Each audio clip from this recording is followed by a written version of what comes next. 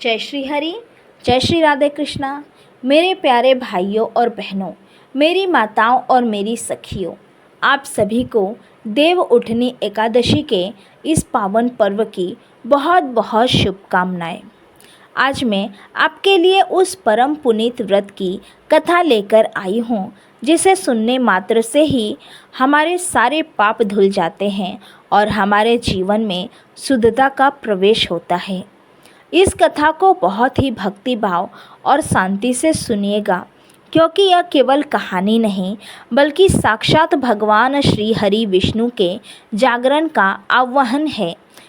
यह एकादशी, जिसे हम देव उठनी एकादशी, देवोत्थान एकादशी या प्रबोधिनी एकादशी के नाम से जानते हैं, सभी एकादशियों में सर्वश्रेष्ठ मानी गई है। आप सब जानती हैं कि आषाढ़ मास के शुक्ल पक्ष की एकादशी को जब भगवान विष्णु अपनी 4 महीने की योग निद्रा में चले जाते हैं, तब से सभी मांगलिक कार्य जैसे विवाह, मुंडन और गृह प्रवेश आदि रुक जाते हैं।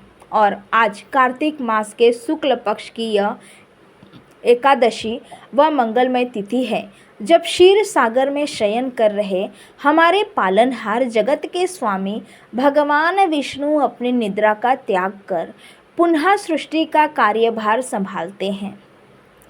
इसीलिए आज से ही हमारे घरों में शहनाइयाँ बजनी शुरू हो जाती हैं। आज से ही शुभ और मांगलिक कार्यों की धूम मच जाती है। इस दिन व्रत करने से 1000 अश्वमेध यज्ञ और 100 राजसूय यज्ञ करने के बराबर फल मिलता है। आज के दिन यदि हम सच्चे मन से भगवान श्री हरि और माता लक्ष्मी की पूजा करें तो जीवन के सभी कष्ट दूर हो जाते हैं और मोक्ष की प्राप्ति होती है। अब आप एकाग्रचित होकर उस परम पवित्र पौराणिक कथा को सुनिए जो इस व्रत के महत्व को बताती है। यह कथा उस समय की है जब सृष्टि के पालनकर्ता भगवान विष्णु अनंत शयन पर विराजमान थे। उनके परम धाम क्षीर सागर में जहाँ श्वेत दुग्ध की विशाल लहरें उठती थी, वहाँ शेषनाग की सैया पर श्री हरि योग निद्रा में लीन थे। उनके चरणों की सेवा में स्वयं माता लक्ष्मी बैठी थी, जो हर पल अपने स्वामी के जागृत होने की प्रतीक्षा कर रही थी। 4 मास व्यतीत हो चुके थे और जगत में शुभ कार्यों का विराम था। माता लक्ष्मी ने एक दिन देखा कि भगवान अनंत काल से सो रहे हैं और सृष्टि के नियम धीमे पड़ रहे हैं। उनके मन में करुणा और थोड़ा सा क्षोभ उत्पन्न हुआ। उन्होंने अत्यंत प्रेम से भगवान के चरणों को दबाते हुए अत्यंत विनम्र भाव से उनसे यह प्रश्न किया। माता लक्ष्मी ने अपने नेत्रों से अश्रुजल प्रभावित करते हुए कहा, हे प्रभु, आप जगत के स्वामी हैं। आप ही इस संपूर्ण चराचर संसार के कर्ता धर्ता हैं। फिर भी आप इतने लंबे समय तक शयन क्यों करते हैं? आपकी इस योग निद्रा के कारण भक्तजनों को उनकी सेवा का अवसर नहीं मिल पाता और समस्त शुभ कार्य रुक जाते हैं। हे नाथ, आपके 4 महीने के इस विश्राम काल के दौरान सृष्टि में नकारात्मक शक्तियों का प्रभाव बढ़ जाता है और धर्म के नियमों का पालन करने वाले भक्तों को भी कष्ट उठाना पड़ता है। इसीलिए हे स्वामी, मेरा आपसे विनम्र अनुरोध है कि आप प्रत्येक वर्ष नियत समय पर ही विश्राम करें, जिससे आपका यह नियम संसार के लिए एक प्रेरणा बन सके। माता लक्ष्मी की वीणा में प्रेम, करुणा और हल्का सा उल्लासना भी था। जगत जननी की यह बात सुनकर भगवान श्री हरि मुस्कुराए। उनकी मुस्कान में पूरे ब्रह्मांड का तेज समाया हुआ था। उन्होंने माता लक्ष्मी को अत्यंत प्रेम से देखा और कहा, हे प्रिय, तुम सत्य कहती हो। मेरे इस शयन के पीछे एक बहुत बड़ा रहस्य छिपा है। मुझे निरंतर कार्य करते हुए भी एक नियत समय पर विश्राम की आवश्यकता होती है। यह विश्राम केवल मेरे शरीर के लिए नहीं बल्कि सृष्टि के संतुलन के लिए भी आवश्यक है। यदि मैं अनंत काल तक जागृत ही रहूँगा तो देवताओं और असुरों के बीच का संघर्ष कभी समाप्त नहीं होगा और न ही मेरे भक्तों को मेरी आराधना के लिए एक विशेष अवसर प्राप्त होगा। भगवान ने आगे कहा, हे लक्ष्मी, जिस प्रकार मनुष्य को एक दिन के कार्य के बाद रात में विश्राम की आवश्यकता होती है, उसी प्रकार मुझे भी एक विशेष कालखंड में योग निद्रा में जाना आवश्यक है। लेकिन मैं तुम्हारी भावनाओं का, तुम्हारी करुणा का आदर करता हूँ, इसीलिए मैं ये प्रतिज्ञा करता हूँ कि अब से मैं प्रत्येक वर्ष आषाढ़ मास के शुक्ल पक्ष की एकादशी से लेकर कार्तिक मास के शुक्ल पक्ष की एकादशी तक ही शयन करूँगा। मेरे इस 4 महीने के विश्राम काल को चतुर्मास कहा जाएगा। इस अवधि में जो भी भक्त मेरी आराधना करेंगे, जो श्रद्धापूर्वक व्रत का पालन करेंगे, उन्हें मेरी विशेष कृपा प्राप्त होगी। और हे देवी, मेरी इस निद्रा को मेरी माया ही समझना। इस निद्रा के दौरान भी मैं अपने भक्तों के कल्याण के लिए सतत कार्यरत रहता हूँ। भगवान श्री हरि ने माता लक्ष्मी को आश्वस्त करते हुए कहा, हे देवी, कार्तिक शुक्ल एकादशी के दिन जब मैं अपनी योग निद्रा का त्याग करूँगा, वह दिन देवोत्थान एकादशी कहलाएगा। इस दिन मेरी पूजा आराधना करने वाले भक्तों को न केवल मेरे जागरण का पुण्य मिलेगा, बल्कि उनके सभी मनोरथ पूर्ण होंगे। इस दिन व्रत करने से उन्हें जन्म जन्मांतर के पापों से मुक्ति मिलेगी और अंत में वे परम धाम को प्राप्त करेंगे। भगवान विष्णु ने ये भी कहा कि इस दिन मेरी प्रसन्नता के लिए मेरे भक्तजन अत्यंत उत्साह के साथ मुझे जगाएंगे। वे मेरे लिए सुंदर मंडप सजाएंगे, मेरे प्रिय गन्ने से द्वार बनाएंगे और दीपक जलाकर मेरी आरती करेंगे।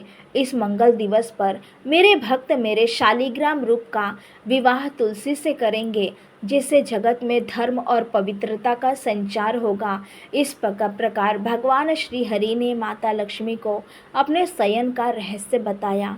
माता लक्ष्मी भी इस बात से संतुष्ट हुई और उन्होंने भी संकल्प लिया कि वह अपने स्वामी के साथ इस व्रत को और इसके महत्व को जन जन तक पहुंचाएगी। तभी से यह व्रत परंपरा का हिस्सा बन गया। यह कथा हमें सिखाती है कि हमारे जीवन में विश्राम और कार्य दोनों का ही महत्व है। जिस प्रकार भगवान भी नियम पूर्वक विश्राम करते हैं, उसी प्रकार हमें भी अपने जीवन को संतुलित रखना चाहिए। मेरे प्यारे भक्तों, अब मैं आपको देव उठनी एकादशी की व्रत कथा का वो भाग सुनाने जा रही हूँ, जिससे हम जानेंगे कि भगवान विष्णु के जागने पर समस्त सृष्टि में किस प्रकार का मंगल उत्सव मनाया गया और किस विधि से हमें आज के दिन अपने आराध्य को योग निद्रा से जगाना चाहिए। इस कथा को सुनने के बाद आपका हृदय भक्ति भाव से भर जाएगा और आप स्वयं को भगवान के अत्यंत समीप महसूस करेंगी। जब भगवान श्री हरि विष्णु ने माता लक्ष्मी को अपने शयन का रहस्य बताया और कार्तिक शुक्ल एकादशी को जागरूक होने की प्रतिज्ञा की, तो यह बात पूरे ब्रह्मांड में फैल गई। 4 महीने के बाद जब कार्तिक मास का आगमन हुआ और शुक्ल पक्ष की एकादशी तिथि आई, तो स्वर्ग, पृथ्वी और पाताल लोक में एक अद्भुत उत्साह का संचार हुआ। तभी देवी देवताओं ने, सिद्धों ने, किन्नरों ने और गंधर्वों ने मिलकर भगवान के जागरण की तैयारी शुरू कर दी। क्षीर सागर में दिव्यता का प्रकाश फैल गया। माता लक्ष्मी ने स्वयं अपने हाथों से भगवान की सैया और आसपास के वातावरण को सुगंधित फूलों और दिव्य अलंकरणों से सजाया। जिस क्षण एकादशी तिथि का प्रारंभ हुआ, समस्त दिशाओं में मंगल ध्वनि गूंजने लगी। देवताओं ने शंख बजाए, घंटे घड़ियाल की ध्वनि से तीनों लोग गुंजायमान हो गए। जैसे ही भगवान विष्णु ने अपनी आंखें खोली, उनके नेत्रों से एक ऐसा प्रकाश निकला जिसने समस्त अंधकार और नकारात्मकता को नष्ट कर दिया। भगवान श्री हरि के जागते ही माता लक्ष्मी का मुखमंडल खिल उठा और उन्होंने प्रेम से अपने स्वामी का स्वागत किया। भगवान ने मुस्कुराते हुए चारों दिशाओं में देखा और सृष्टि के संचालन का कार्यभार पुनः अपने हाथों में ले लिया। भगवान के जागते ही सबसे पहला उत्सव तुलसी विवाह के रूप में मनाया गया। माता तुलसी को, जो वृंदा के रूप में शालिग्राम से दूर थी, उन्हें श्रीहरि ने अपने पत्नी के रूप में स्वीकार किया।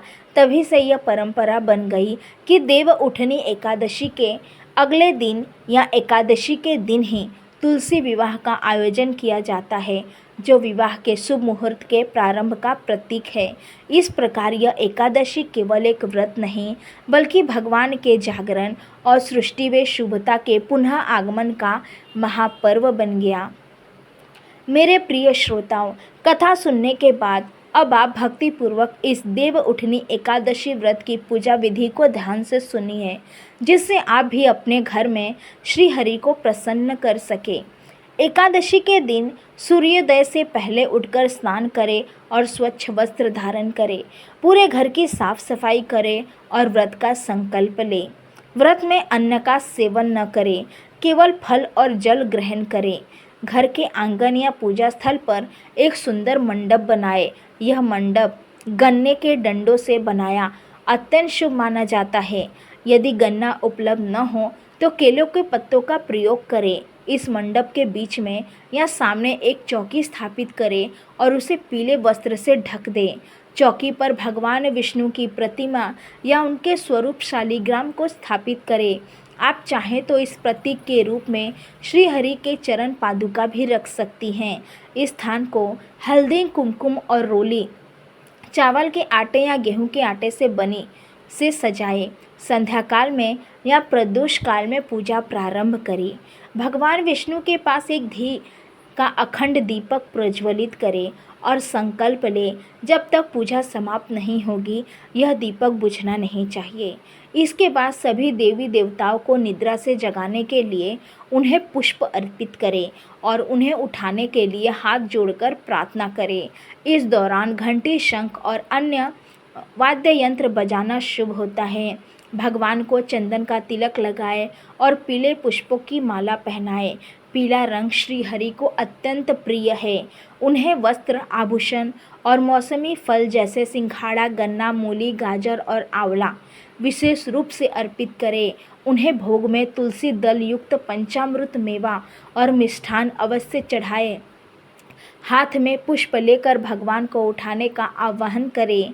इस दौरान यह मंत्र पढ़ें, उसे गोविंद तज निद्रा जगत तति सुप्ते जगन्नाथ जगत सुप्त भवेदिदम। हे गोविंद, हे जगत के स्वामी, उठिए और निद्रा का त्याग कीजिए। आपके सोने से ये सारा जगत सो गया है। इसके बाद सभी परिवारजन मिलकर इस व्रत कथा को सुने या उनका वाचन करें। पूजा समाप्त होने पर भगवान विष्णु की आरती करें और सभी को प्रसाद वितरित करें। अगले दिन द्वादशी तिथि को सूर्योदय के बाद ब्राह्मण को भोजन कराने और दान देने के पश्चाताप शुभ मुहूर्त में व्रत का पारण करें। पारण में तुलसी दल का सेवन करना और अन्न ग्रहण करना आवश्यक है। मेरे प्रिय माताओं और बहनों, यह व्रत अपने आप में एक महायज्ञ के समान है और अब मैं आपको इस व्रत के परम फल और महत्व के बारे में बता रही हूँ। देव उठनी एकादशी का व्रत करने से भगवान विष्णु अत्यंत प्रसन्न होते हैं और अपने भक्त को मोक्ष प्रदान करते हैं। इस व्रत को करने से जाने अनजाने में किए गए सभी पापों का नाश हो जाता है। जो विवाहित स्त्रियाँ यह व्रत करती हैं उन्हें अखंड सौभाग्य की प्राप्ति होती है और उनके पति को लंबी आयु प्राप्त होती है। निसंतान दंपतियों को संतान सुख मिलता है और घर में हमेशा धन, धान्य और सुख समृद्धि का वास रहता है। यह व्रत आपको न केवल भौतिक सुख देता है बल्कि आपकी आत्मा को भी पवित्र करता है। याद रखिए, भगवान को जगाने का अर्थ केवल मूर्ति को उठाना नहीं है, बल्कि अपने भीतर की सद्बुद्धि और सकारात्मक ऊर्जा को जगाना है। जिस प्रकार भगवान अपनी निद्रा का त्याग करके सृष्टि का भार संभालते हैं, उसी प्रकार हमें भी आलस्य का त्याग करके धर्म और कर्तव्य के मार्ग पर आगे बढ़ना चाहिए। तो मेरे प्रिय भक्तों, यदि आपको ये कथा पसंद आई हो तो कृपया इस वीडियो को लाइक करें, शेयर करें और हमारे चैनल को सब्सक्राइब करना न भूलें।